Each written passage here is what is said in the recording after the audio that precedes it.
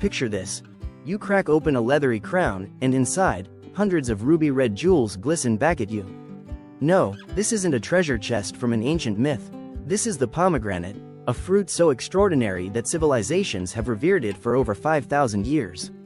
Today, we're diving deep into the world of this remarkable fruit, from its ancient origins to its modern superfood status, and trust me, by the end of this, you'll never look at a pomegranate the same way again.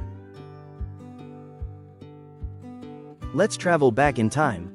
The pomegranate, scientifically known as Punica granatum, originated in the region spanning modern-day Iran to northern India.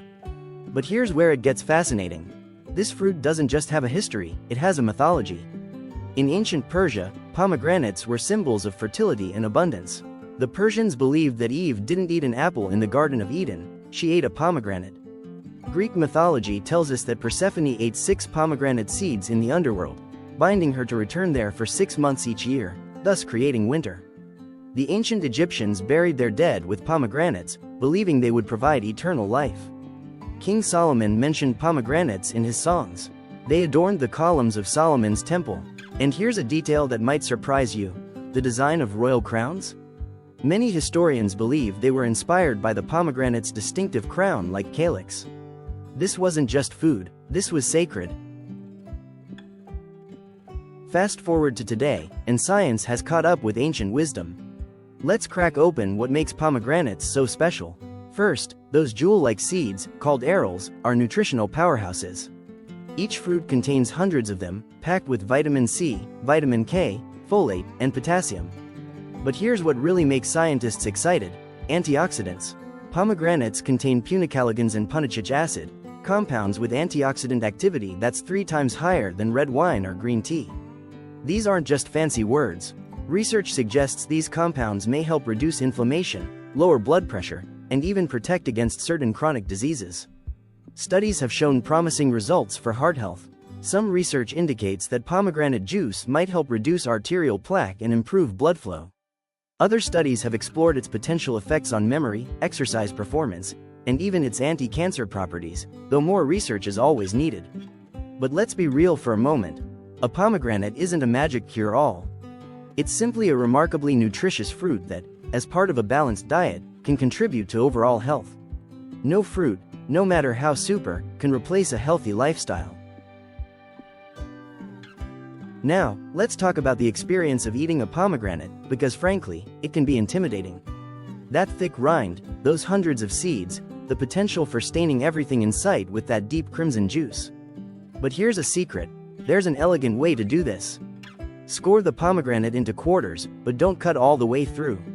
Submerge it in a bowl of water and break it apart underwater. The arils sink, the white membrane floats. It's like pomegranate meditation. Or try this. Cut it in half, hold it cut side down over a bowl, and tap the back firmly with a wooden spoon. The arils tumble out like edible confetti.